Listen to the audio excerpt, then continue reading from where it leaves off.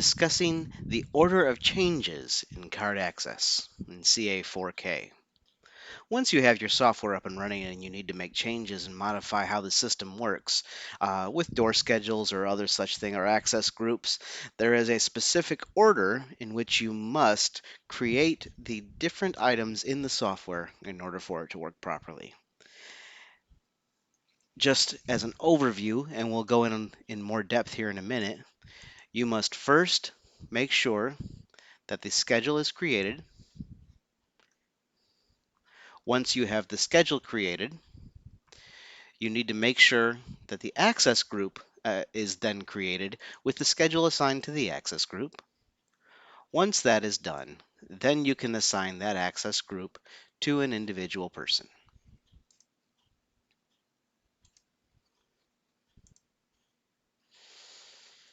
I know we moved through those very quickly, so let's go back and let's talk about how each of these steps work. There are individual videos on creating schedules and access groups, so we won't go into a lot of detail in that right now. However, a couple of points. In the schedules window, when you are creating a new access group, best practice is to create a specific schedule for the access group that you are creating. If you use one of the existing access groups and whatever that one is assigned to needs to modify, for example, here we have building A, business hours, and for example, let's say that the business hours change from 8 to 5 to 9 to 6, and we change that schedule here. If we have this schedule assigned to an access group as well, that will then modify that access group, which may be okay, but likely we want that access group to stay the same. So best practice would be, let's say this is let's say we're going to create an access group that will allow somebody access in the afternoon in building A. So what we are going to do is create our schedule. We're going to title it in a way that we can easily tell what the schedule does.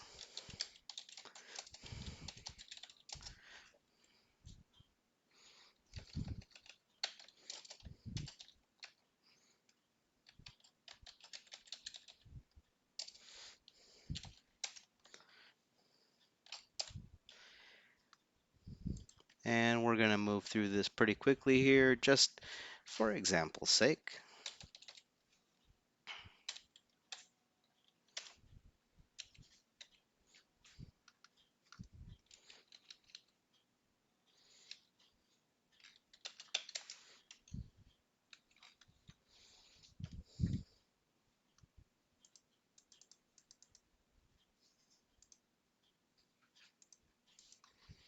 And we're going to save our schedule.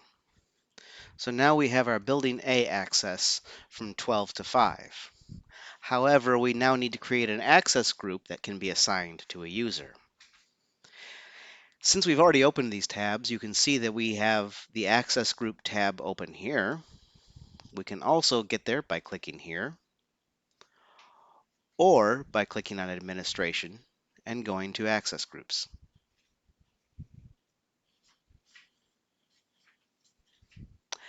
Actually, we click on access and go to access groups.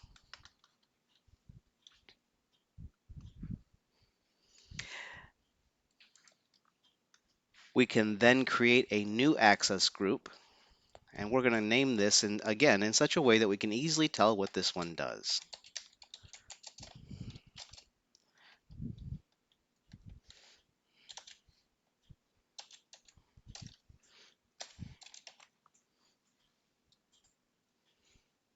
The access group number automatically populates to the next available one. If you want to change that, you can, but it's best to just leave it alone. We can again change the partition group here. However, we're dealing in the admin administration group, so now we drop down our menu of the doors of the readers we have available to modify. We are going to locate our building A access 12 to 5 schedule and assign it to both doors. and now click Save. Now we can go and assign this access group to the individual that we want to assign it to. Again, since we already opened up the Personnel tab, it is open here and we can click there, or we can click the button here, or we can click on Access and get it there. Just again pointing out there are multiple ways to get to the individual window that you need in CA4k. We then went to select the user that we want to modify, the badge holder that we want to modify. We'll go to the Access Groups tab and select the access group. Now, this is good. We don't see that access group here. It did not automatically populate. The way to get our new access group to populate is to close the personnel window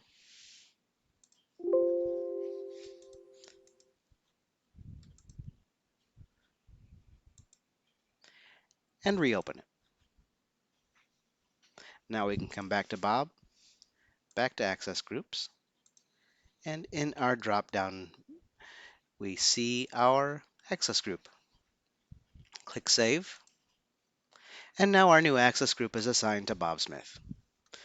This is the order you will need to use to assign an access group if the access group does not currently exist in CA4k. Thank you for viewing our video on the order of changes in